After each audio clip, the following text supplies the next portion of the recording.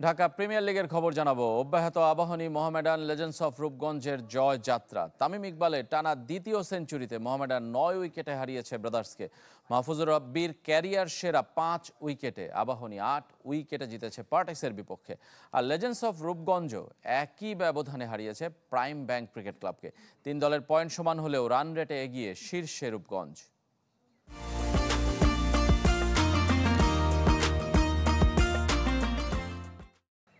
এইবারে সেই কাঙ্ক্ষিত আগের ম্যাচেই ম্যাজিক ফিগারের দেখা পেয়েছিলেন তামিম ইকবাল। প্রিমিয়ার লিগে 2 বছর পর পরের সেঞ্চুরির জন্য অপেক্ষা নয়। মোহামেডান জার্সিতে টানা দ্বিতীয় শতক, জাতীয় দল থেকে এবছরই অবসরে যাওয়া এই ওপেনারের।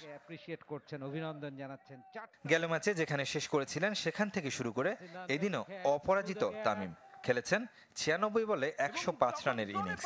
লিস্টে ক্রিকেটে পেয়েছেন 24তম সেঞ্চুরির দেখা।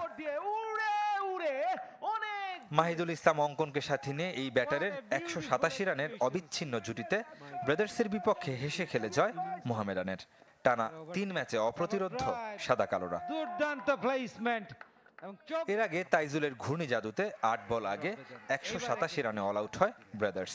তাইজুল নেন 4 উইকেট। প্রথম ওভারের 3টা বলে হোম অফ ক্রিকেটে আবাহনীর বিপক্ষে টস হেরে ব্যাট করতে নেমে মাহফুজুর রাব্বির বোলিং তাণ্ডবে 100 রানে অল আউট হয় পার্টেক্স স্পোর্টিং ক্লাব। মাত্র 18 রান দিয়ে 5 উইকেট নিয়ে ক্যারিয়ার সেরা বোলিং রাব্বির। আমি শুধু নর্মাল প্ল্যানেই ছিলাম, বেসিক প্ল্যান, যে আমি আমার জায়গাটা মেনটেন করব। তার আগে আমি প্রিপারেশন নিয়েছি যে জাস্ট আমি আমার জায়গাটা মেনটেন করব। লাস্ট যে কটা ম্যাচ খেলেছি ওইখানটাতে একটু নড়বড়ে ছিল, বাট আমার কাছে আমি এই জায়গা নিয়ে একটু কাজ করেছি। সো এখানে জবাব দিতে নেমে জিসান আলম, মুমিনুল হকরা দ্রুত বিদায় নিলেও পারভেজ ইমন, মোসাদ্দেকদের ব্যাটে 233 বল আগে জয় পায় আকাশী নীলরা। ইমন 55 আর মোসাদ্দেক 37 রানে অপরাজিত। এদিকে বিকেএসপিতে লেজেন্ডস অফ রূপগঞ্জের বিপক্ষে মাত্র 152 রানে all out prime bank. Naim Sheikh একাই 83 বলে 81 রানের ইনিংস খেলেন। বাকিরা সবাই ব্যর্থ। 2 অঙ্কের দেখা পেয়েছেন মাত্র 3 ব্যাটার, 4 উইকেট সাইফ হাসানের।